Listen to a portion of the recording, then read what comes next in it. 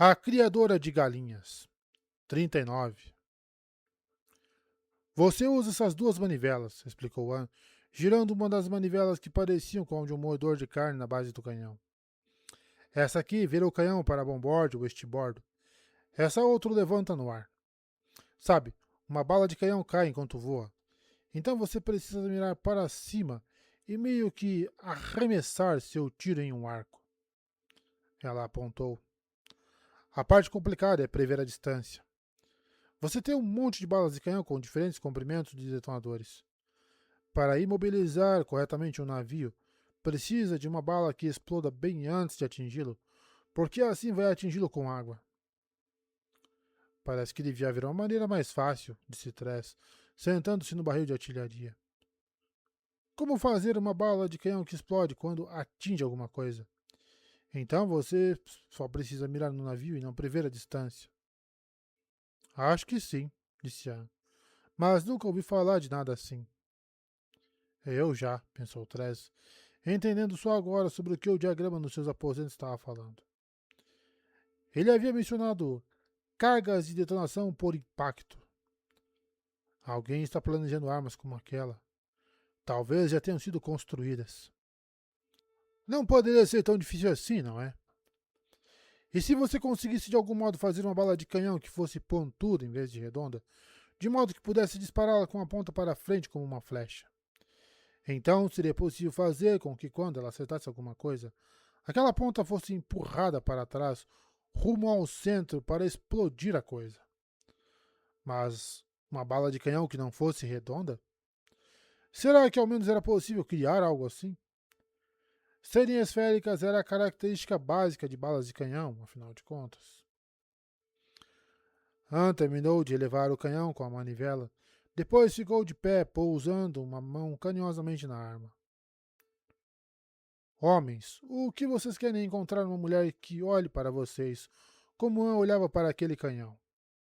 E, assim que a encontrarem, é melhor se mudar para um reino totalmente diferente, informar as autoridades e tomar cuidado com a correspondência, prestando atenção em pacotes que possam conter dedos cortados.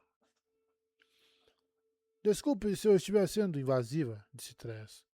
Mas por que você é. Hum, esquisita em relação a armas? Perguntou Anne. Tress corou, depois assentiu. Por que você é tão esquisita em relação a corar quando faz perguntas? Devolveu Anne. Eu não gosto de incomodar os outros. Eu devia fazer isso com mais frequência, sugeriu Anne. Você deveria fazer isso com mais frequência, sugeriu Anne. Se não, como vai conseguir o que deseja? Bem, quero dizer, os outros não deveriam ter que se preocupar com o que eu quero. Eu. Ela respirou fundo. Você vai me contar, Anne? Por que é tão esquisita em relação a armas? Por que você acha? Indagou Anne. Algum palpite? Não. Eu. Perguntei a Forte e ele disse que ele achava que você deve ter sido escravo ou algo assim quando era criança. Ele acha que o apego a armas de fogo tem a ver com controlar seu ambiente, ter acesso ao poder. Hum, disse Anne, se acomodando em uma caixa de bala de canhão extras. E ele geralmente é tão bom para avaliar as pessoas. Então imagino que você não foi escrava quando criança, certo? Cresci numa fazenda, disse ela. Criava galinhas. Era uma vida ótima. Sabe, as galinhas são muito inteligentes, são excelentes animais de estimação.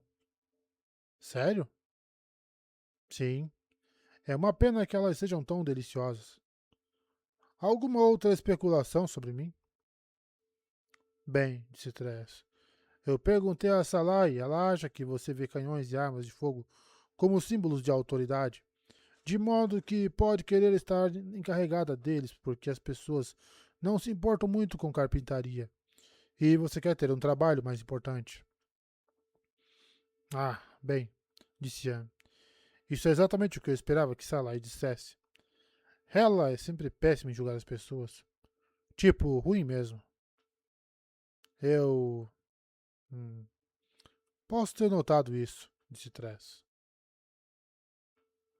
Por favor, diga que perguntou a Ulan sobre mim. Trás corou mais profundamente. Você perguntou, disse Anne apontando para ela. O que ele disse? Eu não entendi realmente a explicação dele, replicou Tress. Era alguma coisa sobre o formato das armas e dos charutos por algum motivo. Anne deu uma gargalhada. Um som rouco e indomado, cheio de alegria genuína. Tress não pôde deixar de sorrir também. Aquele tipo de risada rapidamente ocupa todos os quartos disponíveis em uma pessoa, e então procura acomodações adicionais dos arredores. Então, o que é, de verdade? Tress perguntou quando Anne finalmente parou de rir. Eu só... Anne deu de ombros. Eu acho que eles são muito legais. Só isso? Só? Retrucou Anne. Você pode basicamente definir alguém pelas coisas que ela gosta, Tress. É o que nos diferencia, sabia? Nós falamos sobre como a cultura é importante, mas o que é a cultura? Não é governo, nem idioma, nem nada dessa baboseira. Não. São as coisas que gostamos. Peças, histórias, coleções de bolas de gude. Copos? Disse Tress. Suponho que sim, disse Anne. Claro, por que não? Copos. Aposto que há um monte de gente que coleciona copos. Mas não é um copo sozinho que é interessante. É a forma como o copo é diferente dos outros copos. Isso, exato. Anda um tapinha no canhão. E eu sou um copo que gosta de armas de fogo. Adoro o cheiro dos esporos efídicos fumegando. Sabe como é? Aquele cheiro elétrico de relâmpago. Eu adoro o desafio de tentar atingir um alvo distante. Qualquer idiota pode acertar um sujeito que está do lado dele. Mas acertar alguém em outro navio, totalmente distraído, enquanto está bebendo chá? Nossa, isso é estilo. Ela desviou os olhos para o mar. Eu costumava ouvir as armas disparando na cidade, a cada festival do duodécimo. Bem, isso e nas raras vezes quando os saqueadores tentavam atacar o porto. Toda vez que esses tiros ressoavam, ecoando nas colinas, eu pensava: algum dia serei eu disparando. Sinto muito, disse Tress suavemente. Que você nunca tenha tido a oportunidade. Nunca tive a oportunidade? Replicou a. Eu me alistei na milícia no dia da minha maioridade. Fui direto para as equipes de artilharia. Durei 24 dias. Até que. Olhou de novo para ela. Você sabia que balas de canhão podem quicar? Foi a coisa mais lunática. Ainda acho que sou a única cadete da milícia que conseguiu acertar seu próprio sargento. Quando ele estava atrás dela, dentro da caserna. Tá porra. Uau! Espantou-se Tress. Suspirou, ficando de pé. Enfim, de qualquer modo, você deve tentar atirar como o lagarto explicou.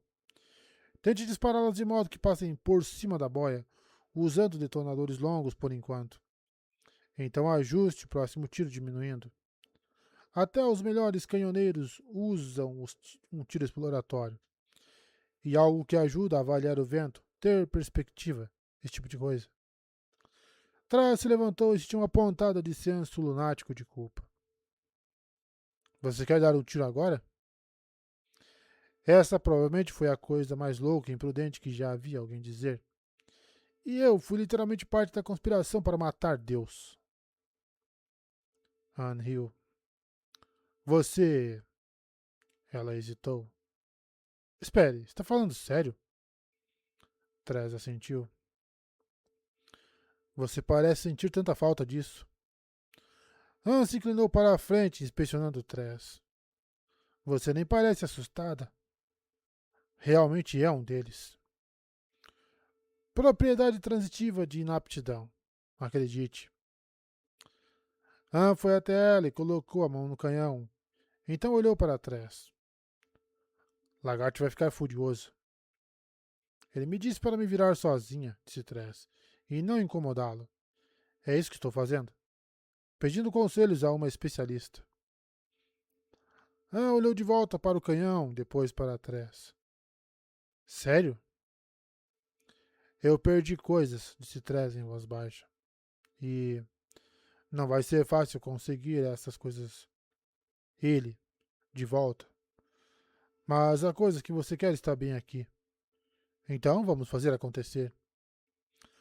Hans sorriu novamente, então olhou para a boia. De... Ela ajustou o canhão para o lado usando a manivela. Então ajustou mais um pouco. Depois, mais um pouco. Ah, disse Trez apontando. A boia é naquela direção. Han seguiu o dedo dela, então olhou para o canhão, que estava a pelo menos 30 graus de posição. Parece bom para mim. Confia em mim, replicou Tress. Recue a manivela. Han fez isso com relutância. Ela pegou a vara de disparo do seu balde. Então, sorrindo como um coveiro em uma zona de guerra, ela disparou. As duas esperaram, antecipando o pior. E Tress realmente sentiu um distinto odor metálico. A bala de canhão atingiu o mar verdejante lá atrás, depois desapareceu, sem machucar ninguém. Para ser honesto, eu mesmo fiquei um pouco surpreso. Obrigada, disse Anne baixinho. Muito obrigada. Não foi nada, de verdade, disse Tress. Foi tudo, retrucou Anne. Eu estava começando a acreditar, Tress, no que eles dizem sobre eu ser amaldiçoada. Mas não sou. Eu só. Bem, eu sou ruim de mira. Ela olhou para o oceano, então enxugou os olhos. Não amaldiçoada. Você não entende o quanto eu precisava saber disso. Treine comigo todo dia, disse Tress. Dispare um tiro comigo. Nós podemos melhorar juntas. Combinado. Ah, lembrou Tress. Outra coisa. Você sabe se o navio tem uma pistola sinalizadora? Naturalmente, disse Anne. Você precisa de uma se ficar encalhado ou para nos rendermos a piratas. Ah, acho que não precisamos mais nos preocupar com isso. Rendição significa morte para nós. De qualquer modo, você deve conseguir uma com o forte. Pediu licença e foi embora depois disso. Lágrimas de alegria não são uma boa ideia em uma parte não protegida do navio. Trás se acomodou pensando sobre pessoas e como os buracos nelas podiam ser preenchidos por coisas simples, como o tempo, ou algumas palavras no momento certo. Ou, aparentemente, uma bala de canhão. Que outra coisa, além de uma pessoa, você podia fortalecer meramente se importando? Eventualmente, Tress disparou alguns tiros. Também errou todos. Depois, enquanto limpavam, o navio finalmente deu a volta seguindo a ordem da capitã. Dessa vez, nenhuma chuva os afugentou enquanto adentravam o mar carmesim.